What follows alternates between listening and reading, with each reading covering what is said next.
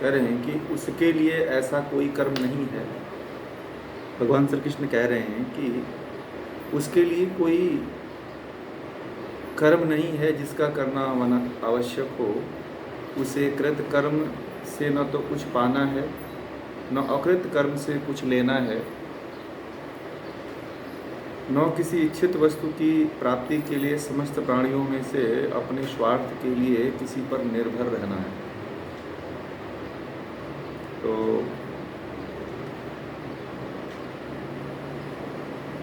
जो व्यक्ति, वो किसके लिए कह रहे हैं कि उस व्यक्ति के लिए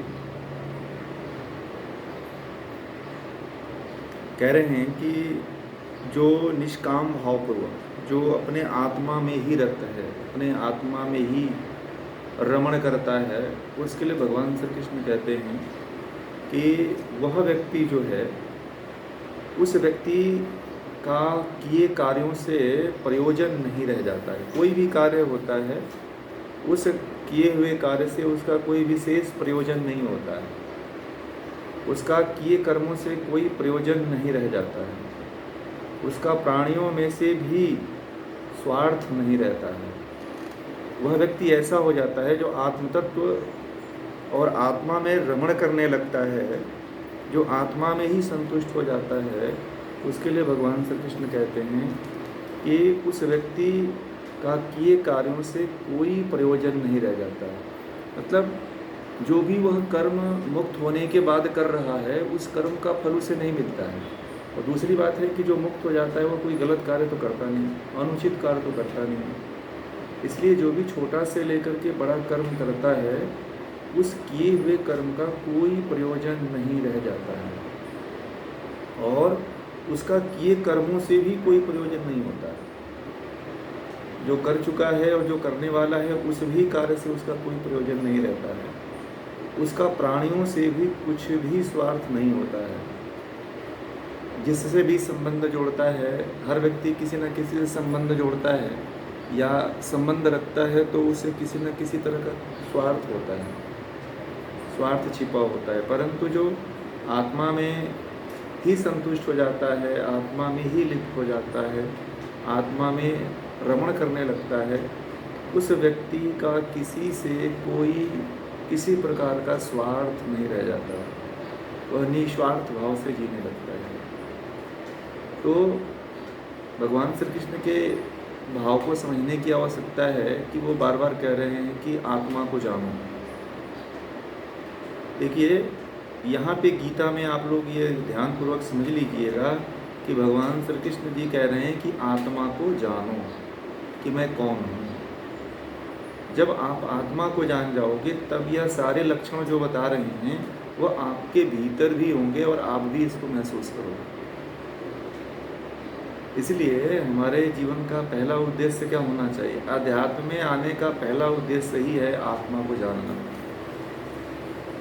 पहले तो प्रकृति को जानो, जो 24 तत्वों का जो अगले अध्याय में हमने बताया था, दूसरे अध्याय में, ये जो 24 तत्वों से ये जो संसार बना हुआ है, ये जो जगत बना हुआ है, ये जो पूरा शरीर बना हुआ है, पहले उसको जानो आप। उसके लिए सांख्य दर्शन पढ़ना पड़ेगा।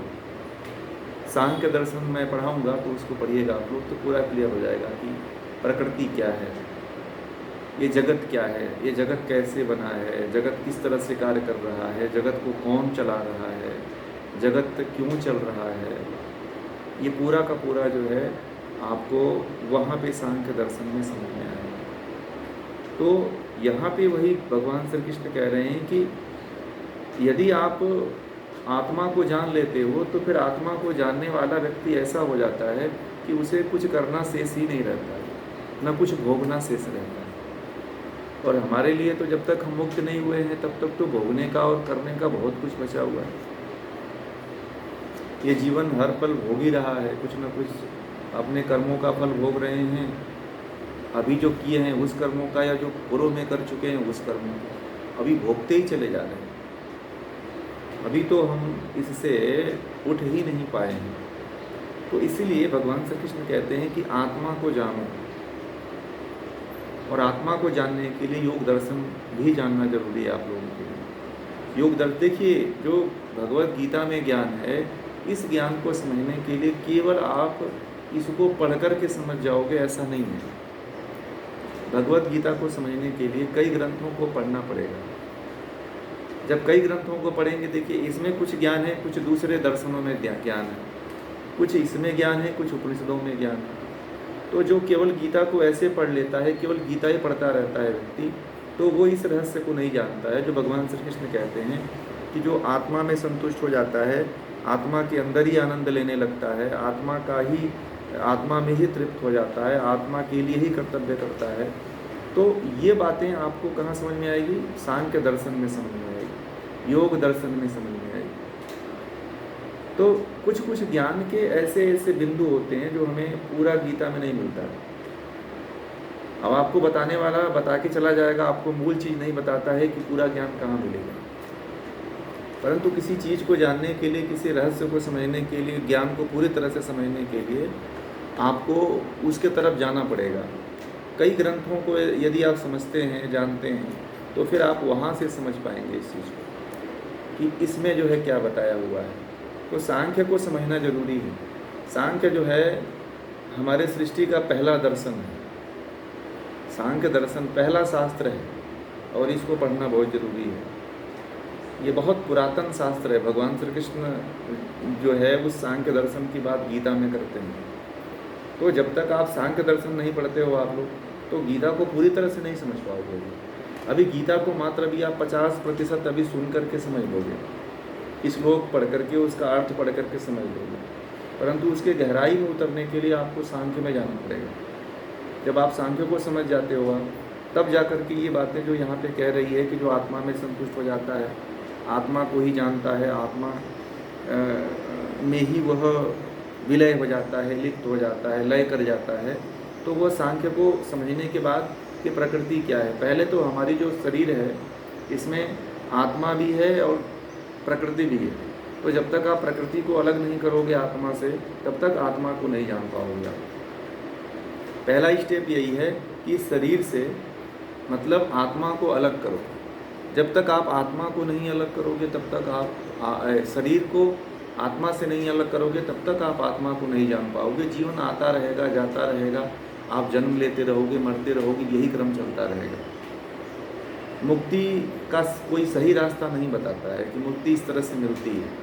मुक्ति का जो है लोग अलग अलग तरीके से बता देते हैं कि ऐसे करो, ऐसे करो, ऐसे नहीं। मुक्ति ज्ञान से होती है और मुक्ति के लिए वेदों में और अन्य शास्त्रों में एक एबिलिटी बताई गई है, योग्यता यह होनी चाहिए कि आपको ज्ञान होना चाहिए। जब तक आपको पूर्ण ज्ञान नहीं है तब तक मुक्ति नहीं मिलती है। जैसे IAS की परीक्षा एग्जाम करने के लिए, पास करने के लिए आपको आपके सभी विषयों का ज्ञान होना चाहिए, है ना। कोई भी आप नौकरी कर रहे हो तो उसके लिए, इंजीनियर के लिए BTech या MTech या BE या इसकी डिग्री चाहिए। उसी तरह से मुक्ति के लिए आपको ज्ञान की डिग्री चाहिए। जब तक आपको पूर्ण ज्ञान नहीं होगा, आप ये कहो कि मैं मुक्त हो जाऊंगा, तो मुश्किल है। सबसे उचित उत्तम मार्ग यही है कि ज्ञान को प्राप्त करो। भगवान श्री कृष्ण बार बार इस बात को कहते हैं कि ज्ञान ही है। और ये भी कहते हैं गीता में, भगवान श्री कृष्ण ये भी कहते हैं कि मुझे ज्ञानी ही सबसे प्रिय है, जानकार मुझे नहीं प्रिय है। मेरा सबसे प्रिय यदि कोई है तो ज्ञानी है, जो ज्ञान जिसको है, समझ गए। तो इसलिए जो है, जो मुक्त हो जाता है, थोड़ा सा यहाँ पे मुक्ति की बात कही थी कि जब व्यक्ति मुक्त हो जाता है तो वह कैसा अनुभव करता है। उसके लिए संसार में कोई विशेष प्रयोजन नहीं रह जाता है। वो जो भी कर्म करता है उसके कर्म का कोई विशेष प्रयोजन नहीं होता है, वो कर्म करते ही चला जाता है, एक के बाद दूसरा, दूसरे के बाद तीसरा, परंतु वो मुक्त होता है। उस कर्मों के जाल में फिर फंसता नहीं है, जो आत्मा को जान लेता है वो। परंतु अभी तो हमें यही नहीं पता है कि हम कौन हैं। हमें बस ये पता है कि मैं राम हूँ, मैं श्याम हूँ, मैं गीता हूँ, मैं सीता हूँ, मैं फलाना जगह से हूँ, मैं इस राज्य से हूँ, मैं इस देश से हूँ, बस इतना ही पता है हमें। जो हमारी वास्तविकता है, जो हम हैं, वो हमें नहीं पता है कि हम कौन हैं। बोलिए, पता है? वैसे हम पूरी दुनिया को जानते हैं, पूरे संसार को जानते हैं, हजारों लोगों को जानते हैं, परंतु अपने आप को ही नहीं जानते। आप किसी से भी पूछ लोगे तो आप उसके बारे में बहुत अच्छी तरह से बता दोगे। आज से 50 साल की कोई घटना है तो उसके बारे में भी आप बता दोगे कि ये ऐसी ऐसी घटना थी, परंतु आपसे पूछा जाए कि आप अगले जन्म में क्या थे तो वो नहीं बता पाओगे। आपका कर्म कैसा है, आपका जीवन कैसा है, तो वो आप नहीं बता पाओगे, न किसी को दिखा पाओगे, न समझा पाओगे। ये है कर्मों का। इसलिए आत्मा को जानना जरूरी है। आध्यात्म वहीं से प्रारंभ होता है जब व्यक्ति आत्मा को जान लेता है। अभी भी आप लोग आज स्पिरिचुअल नहीं हो, आध्यात्मिक नहीं हो, केवल कर्मकांड करते हो। आध्यात्म की यात्रा जो है इतना आसान नहीं है। IAS से भी कठिन एग्जाम इसके कठिन है ये। हिंदुत्व को समझना जो है, आत्मा को समझना जो है, बहुत टेढ़ी खीर है। मतलब इतना आसान नहीं है। जब आप निरंतर ज्ञान में आप लगे रहोगे तब इसको समझ पाओगे। आप सोचते हो कि कोई कृपा हो जाएगी भगवान की, या हम चले जाते हैं देवी देवता के मंदिर में, हमको चढ़ा देते हैं तो हमें ज्ञान हो जाएगा। नहीं होगा। मंदिरों में कितने पंडित जी लोग बैठे हुए हैं, वो लोग भी, उनका जीवन वैसे ही चल रहा है जैसे पहले था, उनको भी पूर्ण ज्ञान नहीं हुआ। तो ज्ञान के लिए आपको ज्ञान लेना पड़ेगा, शास्त्रों की तरफ आना पड़ेगा। वो वेदों में है, उपनिषदों में है, दर्शनों में है, अन्य ग्रंथों में है। तो जब तक आप उसको नहीं जानोगे तब तक आप अपने आप को नहीं जान पाओगे। अपने से बहुत दूर हैं हम लोग, कोसों दूर हैं। आगे कहते हैं कि इसी कारण किसी में भी मोह न रखता हुआ निरंतर कर्म कर्तव्य को भली प्रकार करें, क्योंकि मोह रहित हुआ व्यक्ति कर्म करता हुआ परम पद को प्राप्त होता है। देखिए, भगवान श्री कृष्ण जी बार बार मोह की बात करते हैं, जिसको हम आधुनिक समय में प्यार कहते हैं। ठीक है ना। उस समय भगवान श्री कृष्ण के समय उसको मोह कहा जाता था, और आज के समय में उसको क्या कहा जाता है? प्यार। कि मैं अपने बेटे से प्यार करता हूँ, मैं अपने पत्नी से प्यार करता हूँ, मैं स्वयं से प्यार करता हूँ, मैं अपने माता पिता से प्यार करता हूँ। ये शब्द है। तो वो पहले के समय में शब्द था, और आज के समय का शब्द यह प्यार है, और पहले के समय में वो मोह शब्द है। तो कहते हैं कि इस कारण किसी में भी मोह न रखता हुआ, जो मोक्ष को प्राप्त कर ले, जो आत्मा को जान लेता है, वह किसी से मोह नहीं करता। निरंतर कर्तव्य, मतलब जो उसके जीवन में कर्तव्य रहते हैं कि भाई के प्रति, माता के प्रति, पत्नी के प्रति, समाज के प्रति, राष्ट्र के प्रति जो कर्तव्य होता है, वह उसी कर्तव्य को करता है। और कहते हैं कि मोह रहित हुआ, और वह जो ऐसा मोह रहित हुआ व्यक्ति जो होता है, वह कर्म करता हुआ परम पद को, अर्थात मोक्ष को प्राप्त कर लेता है। तो देखिए, मोह को छोड़ना कितना फायदेमंद है। मोह होना चाहिए। मैं नहीं कहता हूँ कि आपको अपने बच्चे से प्रेम नहीं होना चाहिए, अपने पत्नी से नहीं प्रेम होना चाहिए, परंतु आसक्ति रहित होना चाहिए। आसक्ति का मतलब क्या है? आसक्ति का मतलब क्या? एकदम फेविकोल नहीं होना चाहिए। आसक्ति का मतलब एक तरह से समझ सकते हो फेविकोल, ठीक है? ऐसा नहीं होना चाहिए, चिपकना नहीं चाहिए, पकड़ लो एकदम, ऐसा नहीं होना चाहिए। यही आसक्ति है, यही मोह है, जिससे आप करते हो, चिपक जाते हो, फिर न वो छोड़ता है ना आप छोड़ते हो, उसी के लिए मर मिटते हो। कामना रहित हो जाओ, आसक्ति रहित। अटैचमेंट, वो वाली अटैचमेंट नहीं होना चाहिए कि चमड़ी उधेड़ ले। फेविक्विक होता है ना, तो फेविक्विक को लगा करके ऐसे उंगली पे लगा दो तो चमड़ी उगाड़ के निकाल के निकलता है। होता है कि नहीं होता? तो चमड़ी वाला जो है गोंद नहीं होना चाहिए। कैसा होना चाहिए? पानी वाला अटैचमेंट होना चाहिए, रेत वाला अटैचमेंट होना चाहिए, ठीक है ना? जल वाला अटैचमेंट होना चाहिए कि ऐसे चिपका दो तो भी निकालो तो ना एक दूसरे को कोई नुकसान ना हो। अब आपने फेविक्विक वाला अटैचमेंट लगा लिया तो बड़ा खतरनाक होता है, वो चमड़ी उधेड़ देता है, फिर दोनों को नुकसान पहुंचता है। ऐसा नहीं होना चाहिए। होना चाहिए, परंतु कैसा होना चाहिए? रेत वाला होना चाहिए। जल वाला होना चाहिए, मिट्टी वाला अटैचमेंट होना चाहिए। मिट्टी को मिट्टी से लगा दो, निकल जाती है, कोई भी किसी को नुकसान नहीं पहुंचता है। अब आप केमिकल से चिपकाओगे ना, केमिकल ही क्या है, अटैचमेंट है, और ख़तरनाक अटैचमेंट है। फिर वो दोनों को नुकसान पहुंचाता है, आपको तो नुकसान पहुंचाता ही है, वो भी जो है फिल्मों में आप लोग देखते हो, उसको बताना क्या, कहीं वो मरता है, कहीं वो मरती है, कहीं वो दुख में रहता है, कहीं वो दुख में रहती है। तो ऐसा अटैचमेंट नहीं होना चाहिए। वो अटैचमेंट होना चाहिए कि अगर ये ऐसे चिपका हुआ है ना, तो इसको हटाओ ना, तो कोई दोनों को कोई दर्द ना हो, ऐसे होना चाहिए। ठीक है, कोई किसी को दुख ना हो, कोई किसी को कष्ट ना हो, ऐसे ऐसे होना चाहिए। ठीक है, ऐसे होना चाहिए। ये आसक्ति रहित जीवन, ये मोह रहित जीवन। परंतु ये दोनों की तरफ ज्ञान होना चाहिए। अगर एक तरफ ज्ञान है तो वो आपको कहेगा कि ये निष्ठुर है, ये भी है, आपको फिर वो लांछना लगाएगा कोई व्यक्ति जिससे भी अटैचमेंट रखते हो। अगर उसको थोड़ा सा ज्ञान आप दे देते हो वो तो ठीक है, नहीं उसको ज्ञान है, आप अपने तरफ से ज्ञान में हो, तो वो दुखित होगा। उसको बोलिए कि तू भी जो है ना रेत पानी से चिपकाया कर। ठीक है, हमारा अटैचमेंट कैसा होना चाहिए, पानी वाला अटैचमेंट होना चाहिए। हमारा अटैचमेंट जो है फेविक्विक वाला नहीं होना चाहिए। अगर ये रहता है तो बहुत खतरनाक होता है। और इसको भगवान श्री कृष्ण बार बार, हर ऐसा कोई अध्याय नहीं है जिसमें मोह को आसक्ति रहित होने की बात नहीं करते। और उन्होंने ये बात कह दिया इसी श्लोक में कि अगर अटैचमेंट आपका खत्म हो जाता है तो मोक्ष पद को प्राप्त कर लेते हैं, मुक्ति भी मिल जाती है। अगर अटैचमेंट आपका कम होता है तो, परंतु रखना चाहिए। अब ऐसा नहीं है कि नहीं रखना चाहिए। क्या पानी ही तो दीवार को जोड़ता है ना, सीमेंट को, रेत को जोड़ता है। पानी को देख लो, जोड़ करके अपने आप निकल जाता है उसमें से। बड़े मज़े की बात है, आप लोग इंजीनियर हो, पानी को देखो, सीमेंट को, रेत को जोड़ करके उसमें से निकल जाता है। रहता है क्या? नहीं रहता है, सूख जाता है, भाप के रूप में उड़ जाता है। जिसको चिपकना है चिपक जाता है, और जिसको नहीं चिपकना है वो उड़ जाता है। बस ऐसा ही जीवन होना चाहिए, ऐसे अटैचमेंट रहित जीवन होना चाहिए।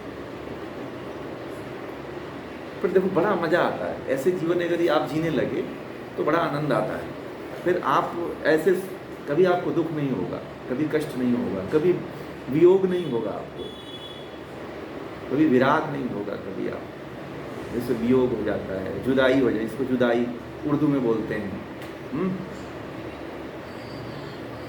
ऐसा जीवन होना चाहिए तो मोक्ष मिल जाएगा। भगवान श्री कृष्ण कहते हैं कि वह मोक्ष पद को प्राप्त होता है। और हमारा ऐसा है कि एक पता है भगवान शिव के बारे में कथा आती है, पता है आप लोगों को? भगवान शिव को भी मोह हो गया था, पता है?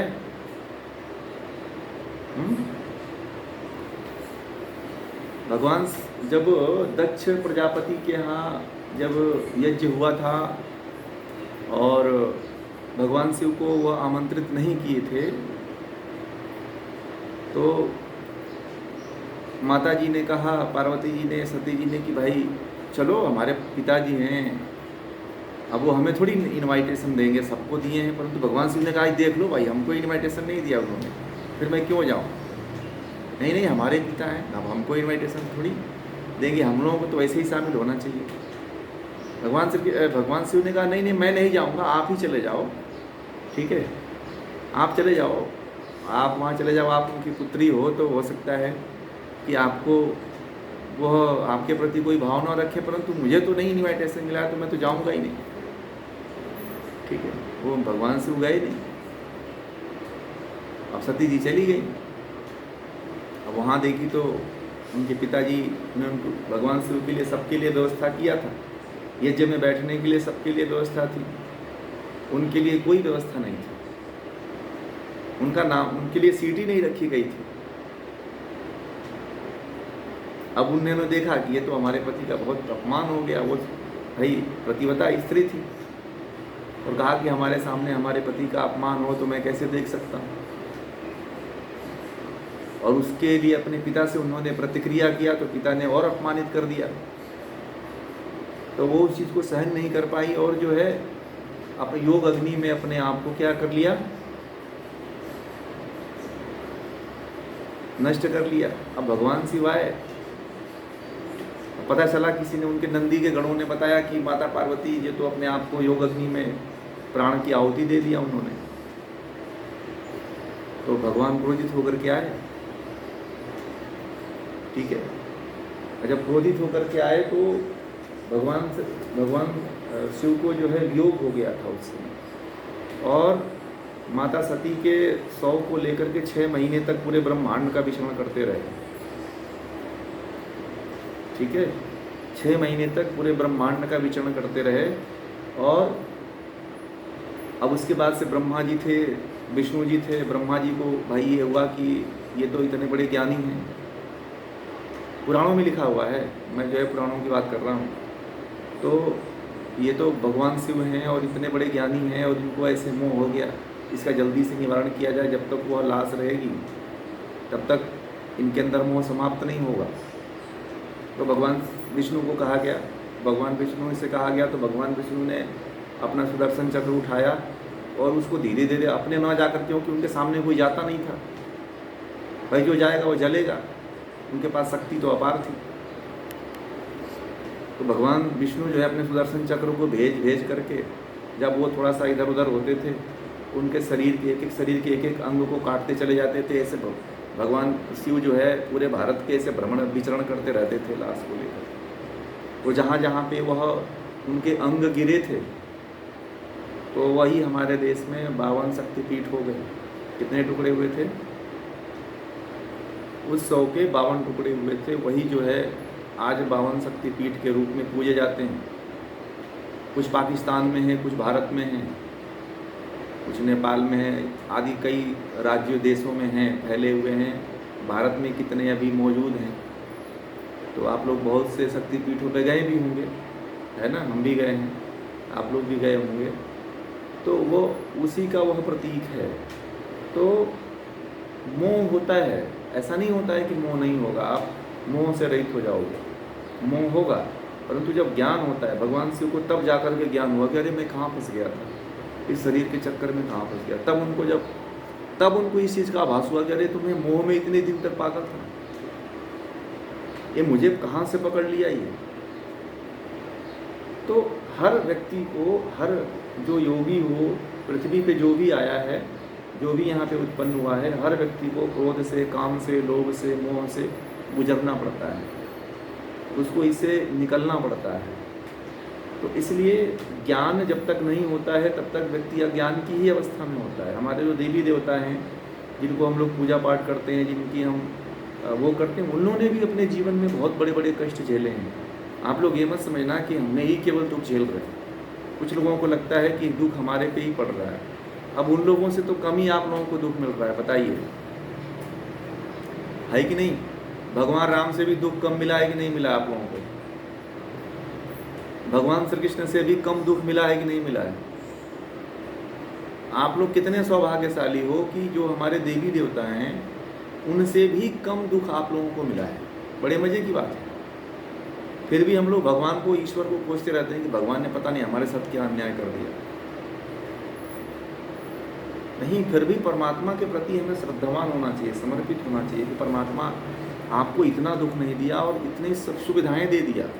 आपको खाने के लिए मिल रहा है, रुपए पैसे मिल रहे हैं, नौकरी मिल रही है, घर द्वार मिल रहा है, सब कुछ मिल रहा है। संतुष्ट होना चाहिए और ईश्वर का चिंतन करना चाहिए, ईश्वर का ध्यान करना चाहिए।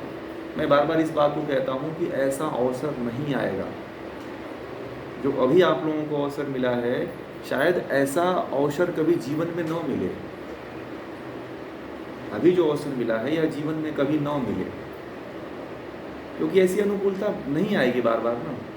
जो अभी अनुकूलता आई है, आने वाले भविष्य में ऐसी अनुकूलता थोड़ी होगी कि आपको, आपके पास पैसे भी होंगे, आपके पास धन भी होंगे, आपके पास रुपए पैसे भी होंगे और ऐसी परिस्थितियां भी होंगी। नहीं होंगी, आज हैं कल नहीं होंगी। आज का जो आपने जीवन, अच्छा वाला जीवन आप वेस्ट कर रहे हो संसार के लिए, अब आगे आने वाले समय में परमात्मा आपको ऐसा अवसर न दे, ऐसे विपरीत परिस्थितियां पैदा कर दे। इसलिए इस अवसर को ज्ञान के तरफ, परमात्मा के तरफ लगा करके आप अपने जीवन को सफल बनाओ। और ये केवल जब आप शास्त्रों के निकट रहोगे, ग्रंथों के निकट रहोगे, तभी आपको ये सब पता चलेगा। नहीं तो फिर आप भी जैसे आम जनता अपने जीवन को नष्ट करते चली जा रही है, वैसे आप भी नष्ट कर रहे हो। जीवन का लक्ष्य कुछ है नहीं। व्यक्ति के जीवन का लक्ष्य भी किसी से पूछा जाए कि आपके जीवन का लक्ष्य क्या है, तो यही बताते हैं कि बस हम तो अब नौकरी कर लिए हैं, 2 बच्चे, हम भी शादी कर दो, बस चैन की ज़िंदगी, अब नौकरी से रिटायरमेंट हो जाऊंगा, चैन से ज़िंदगी जीऊँगा, बस यही लक्ष्य है। उनसे पूछो कि आपका जन्म क्यों हुआ है, तो उनको नहीं पता है, बताने वाला नहीं है, ना उन्होंने जानने का प्रयास किया। तो जीवन का ध्येय किसी को नहीं पता है कि हमारा जन्म किस लिए हुआ है, हम इस पृथ्वी पे क्यों आए हैं, किस लिए आए हैं। आप अपने आसपास ही 10 लोगों से पूछ लीजिएगा, किसी को नहीं पता है। लोग कहेंगे कि सब दुनिया जी रहे, वैसे मैं भी जीने के लिए आया हूँ। मैं बहुत लोगों को पूछता हूँ, आप क्यों आए हो, तो बोलते हैं कि अब आए हैं, जैसे भगवान दिए हैं, लेकर आए हैं तो हम आए। क्यों आए हो, बोले अब शादी हो गई, हम इतने बच्चे पैदा कर लिए, इनको शादी विवाह कर लिए, इनको पढ़ा लिए लिखा लिए, फिर भी आप क्यों, अरे क्या बात करते हो आप, हमने इतने परिवार की अपने सेवा किया, और कह रहे हो कि क्यों आए हो। मैंने कहा कि जीवन में आपको जो यहाँ पे भेजा है, वो तो आपको पता है किस लिए भेजा है। बोले कि नहीं पता है हमें, हमारा तो बस हमको इतना पता है कि हम अपने कर्तव्य का निर्वहन कर रहे हैं, अपने बच्चे पैदा हो गए, पढ़ा लिखा दिया, शादी हो गई, बहू आ गई, नाती पोते हो गए, बस अब मेरा जीवन सफल हो गया। एक अपर पोता हो जाएगा तो उसको भी देख लेंगे तो शांति से मर जाएंगे। आकांक्षाएं खत्म नहीं होती इच्छाएं बनी रहती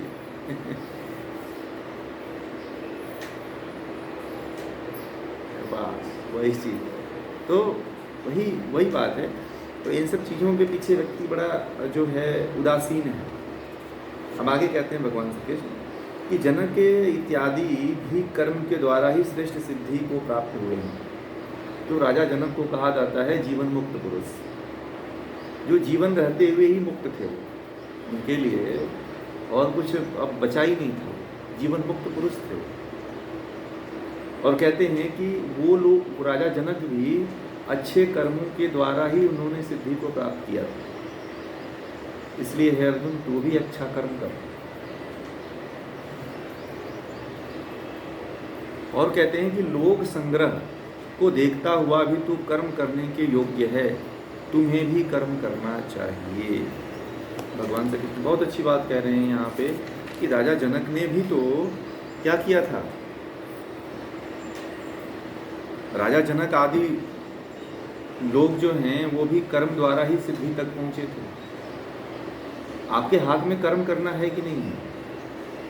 देखिए, आपके हाथ में कुछ नहीं है, आपके हाथ में है कि जो अभी आपके पास समय बचा हुआ है उसको आप अच्छे कामों में लगा दो, अच्छा कर्म करो, पुण्य का काम करो, नेक काम करो। आप जैसे राजा जनक जो है, अष्टावक्र ऋषि से पहले उनका उतना अच्छा कर्म नहीं था। अष्टावक्र ऋषि जब उनको मिले तो राजा जनक अपने पुण्य को और बढ़ा दिए, और राजा जनक अष्टावक्र ऋषि का ज्ञान लेते ही वो मुक्त हो गए, जीवन मुक्त हो गए।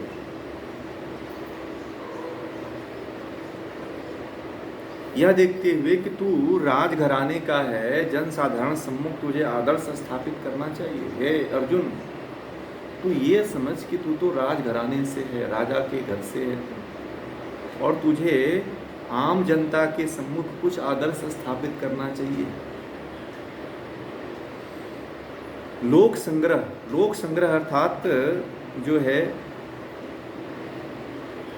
लोगों को संग्रहित मतलब संगठित या इकट्ठा बनाए रखने के उद्देश्य से भी कर्म करना चाहिए। लोक संग्रह का अर्थ है कि लोगों को संगठित करने के लिए भी तुझे कर्म करना चाहिए।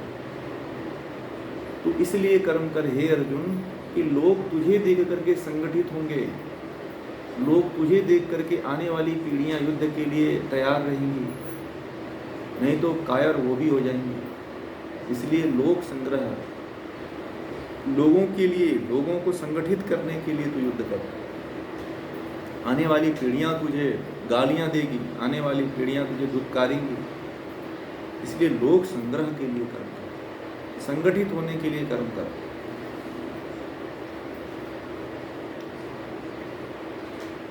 क्योंकि राजा जनक जैसे लोग भी कर्म के द्वारा सिद्धि प्राप्त किए थे, तो तुझे करने में क्या है? राजा जनक के बराबर तो तू नहीं है ना। इसलिए जो तेरे सामने कर्तव्य है, युद्ध का जो युद्ध तुझे जो करना है उसको तो कर।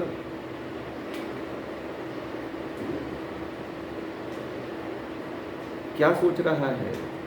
युद्ध के लिए खड़ा हो जा। बार बार भगवान श्री कृष्ण जो है अर्जुन को ये कहते हैं कि युद्ध कर, अपने कर्तव्य को कर। क्योंकि राजा जनक क्या थे? जीवन मुक्त पुरुष थे, उनके लिए कुछ कर्म शेष नहीं था, फिर भी उन्होंने लोगों को संगठित करने के लिए, लोगों को उदाहरण देने के लिए, लोगों को ज्ञान देने के लिए उन्होंने कर्म किया था अपने जीवन में। इसलिए राजा जनक जैसे व्यक्ति, सम्मानित व्यक्ति, पहुंचा हुआ व्यक्ति, आदर्श व्यक्ति जो है,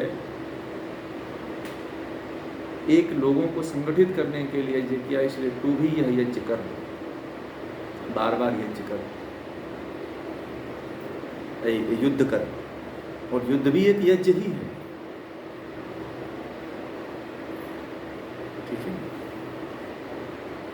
क्यों? क्योंकि तू राजघराने से है, तू राजा है, राजा बनने वाला है, तो तुझे तो लोगों को संगठित करने के लिए यज्ञ करना ही पड़ेगा।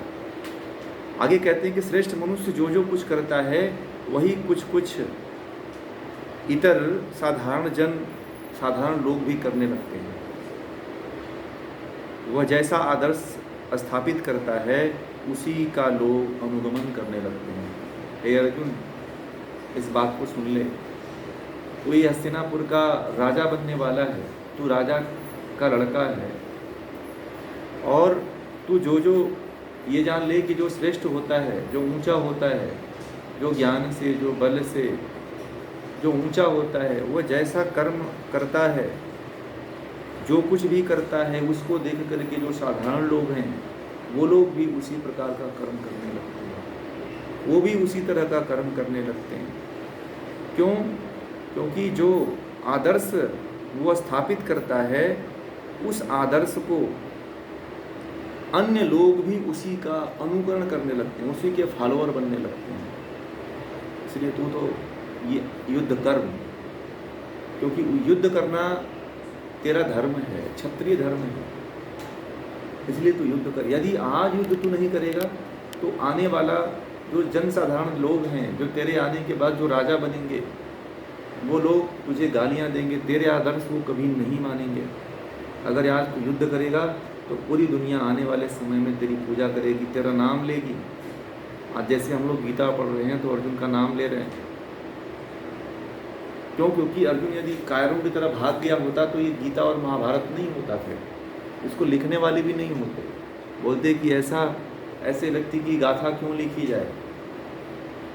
इसलिए श्रेष्ठ व्यक्ति, जब मान लीजिए जैसे आप लोग अपने परिवार में बड़े हो, है ना, आप लोग अपने परिवार में बड़े हो ना, तो जैसा आप अपने परिवार में आदर्श स्थापित करोगे वैसे ही आपके बच्चे भी आदर्श स्थापित करेंगे। माँ का भी यही हाल है। अगर माँ अपने जीवन में अच्छा रोल अदा करती है, अपने कर्तव्य का निर्वहन अच्छी तरह से करती है, तो उसके बेटे बेटियां भी अपने जीवन में उसी तरह का अनुसरण करेंगे। माँ को देख करके बेटी अपने घर का निर्माण करती है। जैसे माँ के घर का माहौल होता है, वो दूसरे घर बेटी जाती है तो वैसे ही माहौल को स्थापित करती है। और लड़का होता है, जैसा उसके परिवार का माहौल होता है, वह आने वाले जो फैमिली होता है वैसा ही माहौल वो भी तैयार करता है। राजा दशरथ से पहले जो उनके पिता थे वो भी बहुत अच्छा माहौल बनाए थे, इसीलिए राम जैसे महापुरुष जो है उनके घर में जन्म लिए। क्योंकि राजा दशरथ यदि उस तरह का आदर्श नहीं देते तो क्या राम उस तरह के बन पाते क्या? ये बताइए। लोग राजा दशरथ को, लोग कभी कभी बहुत लोगों को मैंने सुना उल्टा सीधा बोलते हैं, परंतु ये उनको नहीं पता होता है कि राजा दशरथ यदि आदर्श नहीं होते तो क्या राम जैसा आदर्श पुत्र तैयार कर दिए होते? बोलिए, नहीं ना। आप राम को देख करके राजा दशरथ का अनुमान लगा सकते हो कि राजा दशरथ कितने महान रहे होंगे। मैं जितना लोगों को सुनता हूँ राजा दशरथ के बारे में उल्टी सीधी बातें करते हैं। आपको ये नहीं पता कि राम जो है राजा दशरथ की एक वचन को निभाने के लिए 14 वर्ष के लिए घर से निकल गया वो व्यक्ति। तो जब राम जो है अपने पिता का इतना सम्मान करते थे, इतना आदर भाव रखते थे, तो क्या राम जो है दशरथ जो है ऐसे रहे होंगे? क्या अपने परिवार में वो कोई छोटा मोटा आदर्श स्थापित किए होंगे? नहीं, राम ने इसीलिए बहुत बड़ा आदर्श स्थापित किया क्योंकि वह आदर्श उनके पिता से ही उनके पास आया था। इसलिए जो भी आप लोग हो अपने घरों में ऐसा आदर्श स्थापित करो, ऐसा ऊंचा आदर्श स्थापित करो कि आपको देख करके आपके बच्चे भी वही आदर्श स्थापित करें। कि कहीं जाएं आप या आपके बच्चे कहीं जाएं तो उससे देखिए, बच्चों से परिवार के आदर्श का पता चलता है कि इस घर में क्या आदर्श है।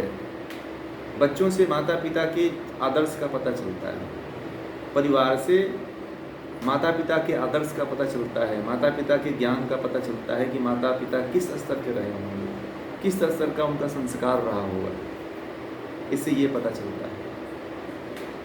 इसलिए जीवन बड़ा सोच समझ करके जीवन में कदम रखना चाहिए। आप अपने घर में ऐसा जो है माहौल बनाओ, ऐसा जो है आदर्श स्थापित करो कि आपके आने वाले पीढ़ी जो है वैसे ही आदर्श पे चले हो,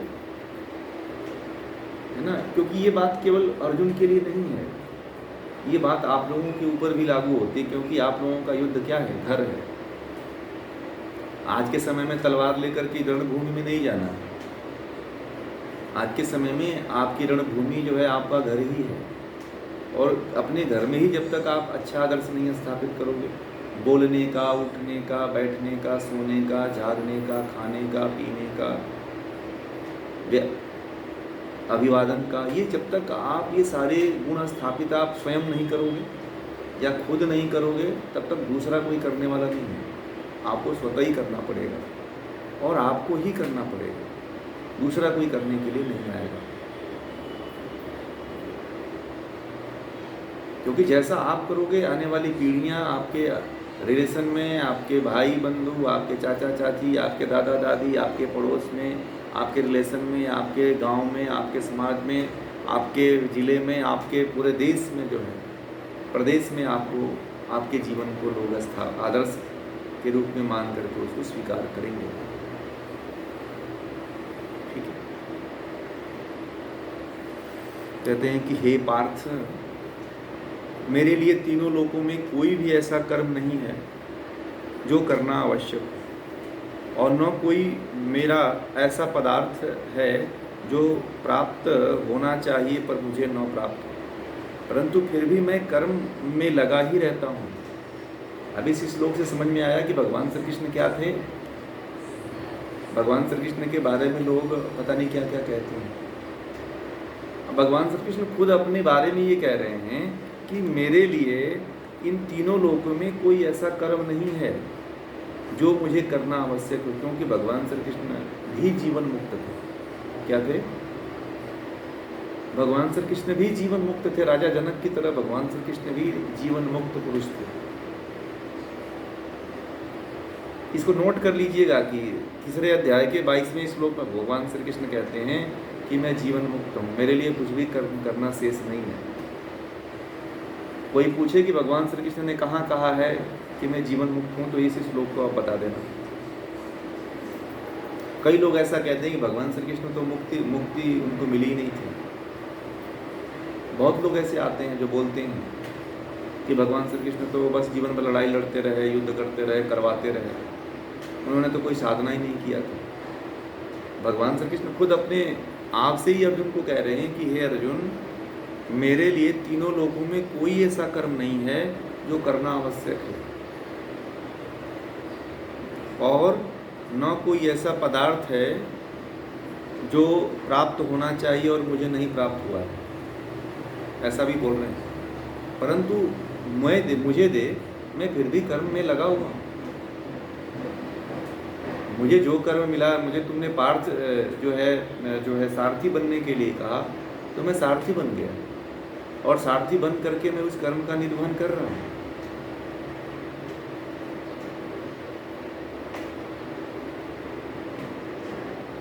इसे ये पता चलता है कि भगवान श्री कृष्ण भी जीवन मुक्त थे। क्यों? क्योंकि जीवन मुक्त व्यक्ति के लिए ही कुछ कर्म करना शेष नहीं रह जाता है, कुछ पाना शेष नहीं रह जाता है, कुछ खोना शेष नहीं रह जाता। और कोई भी कर्म ऐसा नहीं होता है जिसके लिए वो अपने जीवन को चलाए। आप लोगों का जीवन कैसा है? आप लोग सोचते हो कि मुझे तो अभी और कमाना है, मुझे तो अभी और कुछ करना है, मुझे और कुछ स्थापित करना है, मुझे यहाँ जाना है, मुझे वो करना है, मुझे ये करना है, मुझे और पैसे कमाना है, मुझे और धन इकट्ठा करना है, मुझे और अपने बाल बच्चों की सेवा करना है। ये भाव आपके अंदर चलता रहता है, परंतु यही व्यक्ति, वही भाव यदि अब जागृत हो जाता है कि मुझे तो मुक्त होना है, मुझे तो आत्मज्ञान को प्राप्त करना है, मुझे आत्मा को जानना है। जब व्यक्ति आत्मा को जान जाता है तो उसे कुछ भी जानना शेष ही नहीं रह जाता, फिर उसे कुछ पाना भी शेष नहीं रह जाता है, फिर खोना भी शेष नहीं रह जाता। ऐसा होता है उसके जीवन में। तो भगवान श्री कृष्ण की तरह आप भी बन सकते हैं, ऐसा नहीं है कि नहीं बनेंगे। उसके लिए कर्म करना पड़ेगा, उसके लिए जो है साधना करनी पड़ेगी, अष्टांग योग का पालन करिए, आप भी आत्मज्ञान को उपलब्ध हो जाओगे। पहले ज्ञान को प्राप्त करिए, सांख्य है, योग है, इन जब दर्शनों को आप पढ़ेंगे तो आपको ये ज्ञान हो जाएगा। जब आपको यह ज्ञान हो जाएगा तो फिर आप भी जो है अपने आप को आत्मज्ञान प्राप्त करने के लिए प्रयास करोगे। जीवन का उद्देश्य ही है आत्मा को जानना, है ना। आपके भीतर आप शरीर नहीं हो, आप क्या हो? आप आत्मा हो। आप मन नहीं हो, आप आत्मा हो। आप बुद्धि नहीं हो, आप आत्मा हो। आप आँख नहीं हो, आप कान नहीं हो, आप मुंह नहीं हो, आप जीवा नहीं हो, आप हाथ पैर नहीं हो, आप एक आत्मा हो। जब इस तरह का भाव आपके भीतर जागृत हो जाएगा, जब इस तरह के भाव में आप जीने लगोगे, जब इस तरह के भाव को अपने जीवन में जागृत करने लगोगे, तब आप आत्मा को जानने के लिए आगे बढ़ोगे। अभी तो आप लोगों को पता भी नहीं है कि हमारी एक आत्मा है।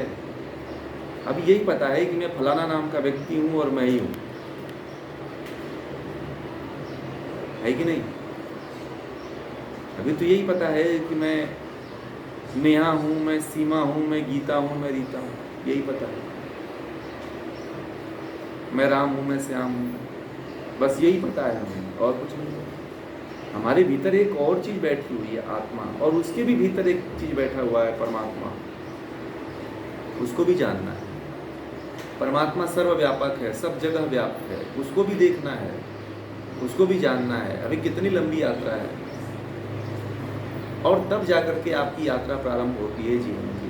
तब आप स्पिरिचुअलिटी की तरफ बढ़ते हो, तब आप आध्यात्म की तरफ बढ़ते हो, तब वास्तविक रूप में आप आध्यात्मिक हो जाते हो।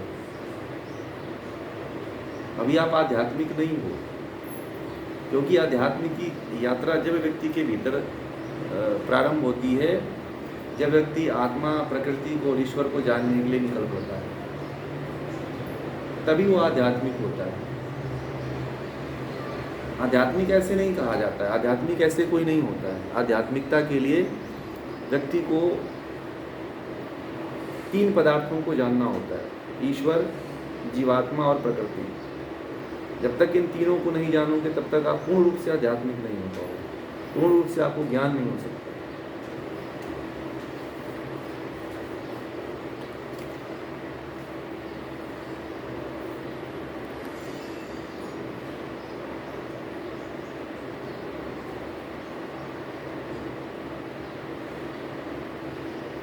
आगे कहते हैं भगवान श्री कृष्ण कि हे अर्जुन, यदि मैं सावधान होकर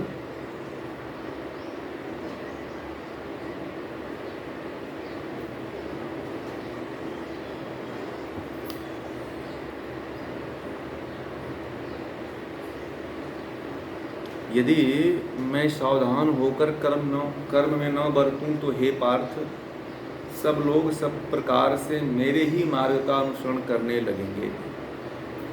अगर मैं सावधान होकर कर्म को न करूं ऐसे ही जैसे सब लोग कर्म करते हैं वैसे ही मैं भी कर्म करते चला जाऊँगा। तो कहते हैं कि हे पार्थ, सब लोग सब प्रकार से मेरे ही मार्ग का अनुसरण करने लगेंगे। इसलिए मैं इस संसार में जैसे भी हो सकता है वैसे श्रेष्ठ कर्म करता हूँ, क्योंकि मुझे लोग अनुसरण करते हैं। मुझे, आप लोगों को नहीं पता है कि आप लोगों को कोई अनुसरण करता है। आप बताइए, आप लोगों को कौन अनुसरण करता है? आप लोगों को कोई अनुसरण करता है कि नहीं करता है? कौन करता है?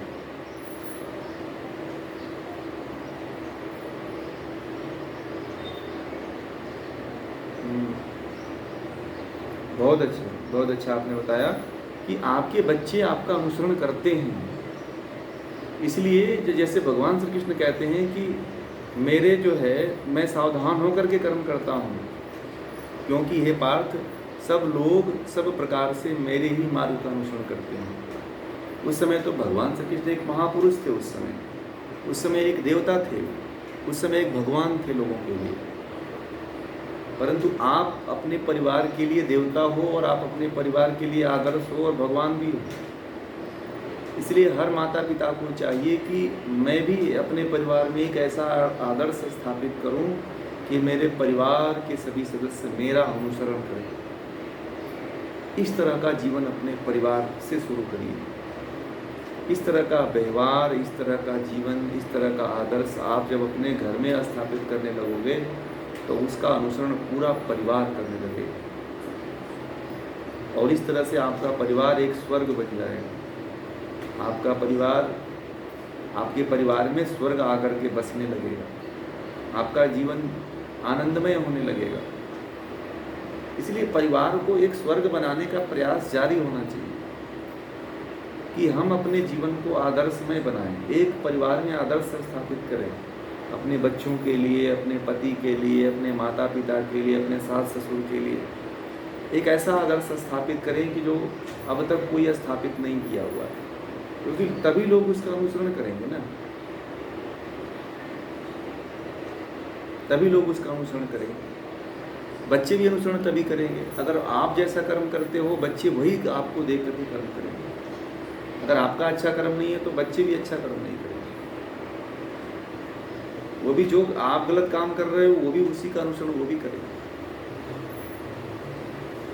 इसलिए जैसे भगवान श्री कृष्ण स्वयं के प्रति हमेशा सतर्क रहते हैं कि मैं अच्छा कर्म करूं तो मुझे देख करके लोग अच्छा कर्म करेंगे, उसी तरह से आप सभी को भी अपने जीवन में अच्छा कर्म करना चाहिए। काम क्रोध लोभ मोह मद मात्सर्य से दूर रहते हुए, सत्य हिंसा सत्य ब्रह्मचर्य परिग्रह आदि का पालन करते हुए, यम सौ संतोष सब स्वदैश्वर्य परिधान का पालन करते हुए अपने जीवन को बनाना चाहिए। तो बच्चे भी वैसे ही आपके बनते चले जाएंगे। क्यों नहीं आपके घर में राम सीता जैसे संतानें पैदा होंगी। राम और सीता को बनाने वाले कौन थे? दशरथ थे ना, जनक थे ना। तो जब राजा जनक और राजा दशरथ जब ऐसे आदर्श स्थापित किए थे, तभी तो राम और सीता जैसी संतान पूरे विश्व को दे के गए। तो इसी तरह का आदर्श आप लोग भी स्थापित करें। इसी तरह का आदर्श आप लोग भी अपने जीवन में अपनाएं कि आपकी आने वाली पीढ़ियां जो है उसका अनुसरण कर सकें, उस पर चल सकें। ऐसा जीवन में ऐसा आदर्श अपने जीवन में मत स्थापित करिए कि बच्चे आपसे ही घृणा करने लगे, बच्चे आपको ही गाली देने लगे। ठीक है, तो इसको आप लोग ध्यान रखिएगा। ठीक है,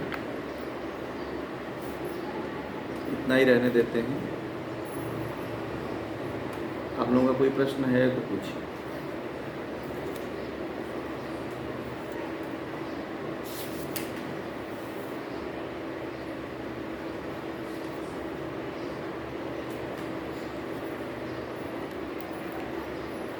जी जी, धन्यवाद। कोई प्रश्न है तो आप लोग बताएं।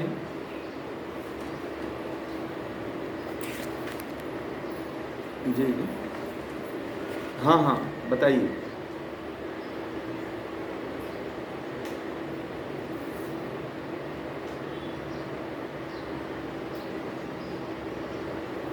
पिछले जन्म का कर्म अपने संस्कारों से आप पता कर सकते हो ना। मैंने तो कई बार इस चीज़ को बता दिया है कि जो आपके संस्कार उभरते हैं, जो आपके संस्कार जो आप नहीं चाहते हो, फिर भी वो संस्कार उभर जाते हैं आपके मन में, तो इससे आप अनुमान लगा सकते हो कि आपके पूर्व जन्म का संस्कार आपके भीतर उभर रहा है।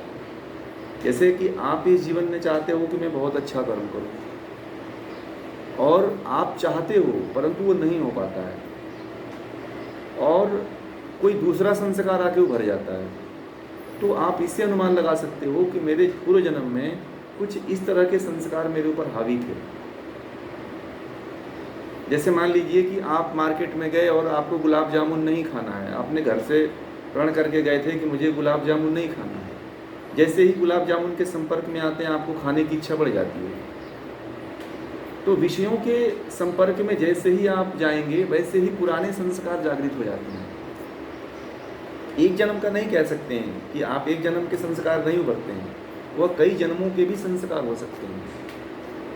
जैसे पूर्व जन्म का आप अनुमान लगा सकते हो कि जो संस्कार बार बार आ रहा है, जो संस्कार, जैसे कि बच्चा जन्म लेता है तो वह जन्म लेते ही माँ का दूध पीने लगता है, तो इससे आप अनुमान लगा सकते हो कि वह बच्चा जो है हजारों बार जन्म ले चुका है और हजारों बार माँ का दूध पी चुका है। देखते हैं ना, जन्म लेने के तुरंत बाद उसको कहाँ से ज्ञान होता है, बताइए। उसके संस्कार ही होते हैं जो उसको वह दूध पीने के लिए उत्सुक करते हैं, उसे जागृत करते हैं। उसके संस्कार तुरंत जागृत हो जाते हैं कि मुझे दूध पीना है, और पीने लगता है। छोटा सा बच्चा दूध को खींचने लगता है। ऐसे ही आप भी अपने जीवन में जो है, अगर जो संस्कार को आप चाहते हो कि मैं नहीं, मेरे अंदर यह न आए, परंतु फिर भी वो आपके मन में आ जाता है, तो इससे आप अनुमान लगा सकते हो कि पूर्व जन्म का जो है मेरा जो संस्कार था वो बड़ा प्रगाढ़ था। परंतु इस जन्म उसको जान करके आप इसी जन्म में उसे खत्म करने का प्रयास करो। एक काम तो ये है कि यदि आपको इतना अनुमान लगा ले रहे हो, तो आप उसको फिर आगे मत बढ़ने दो। आप इसी जन्म में उसको खत्म करने का प्रयास कर लीजिए।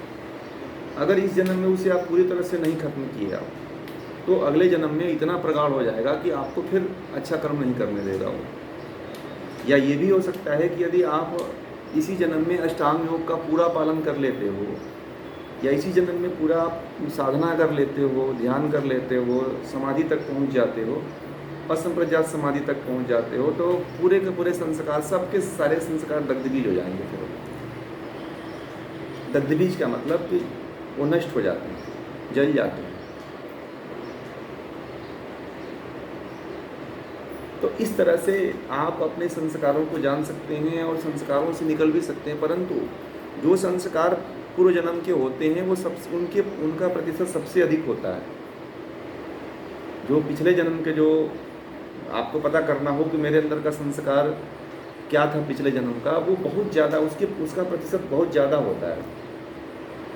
तो इसका मतलब अनुमान लगा सकते हो कि मैं पूर्व जन्म में यह कर्म मैं ज़्यादा किया था, इसलिए मेरे अंदर ये ज़्यादा प्रगाढ़ होकर के आ रहा है। जैसे किसी के अंदर आध्यात्म का आता है, किसी के अंदर काम का आ जाता है, किसी के अंदर क्रोध का आ जाता है, किसी के अंदर ईर्ष्या का आ जाता है, किसी के अंदर छल कपट का, किसी के अंदर जो है विद्रोह की भावना आ जाती है। तो ये जो भावनाएं हैं वो इसी तरह से वो संस्कारों के रूप में आकर के प्रज्वलित होती हैं। इसलिए संस्कार को समझना चाहिए। संस्कार को समझ करके आप, जो संस्कार आपके जीवन में बहुत ज़्यादा प्रतिशत उसका है, उसको ही नष्ट करने का प्रयास करो आप, क्योंकि अगला जन्म आपका बेकार कर देगा वो। और यही जन्म तो अभी बहुत खराबी किया है, अगले जन्म में भी वो गड़बड़ियाँ करेगा। तो ऐसे आप पूर्व जन्म को समझ करके आप अच्छी शिक्षा लेकर के उसको नष्ट करने का प्रयास करिए, ठीक है ना।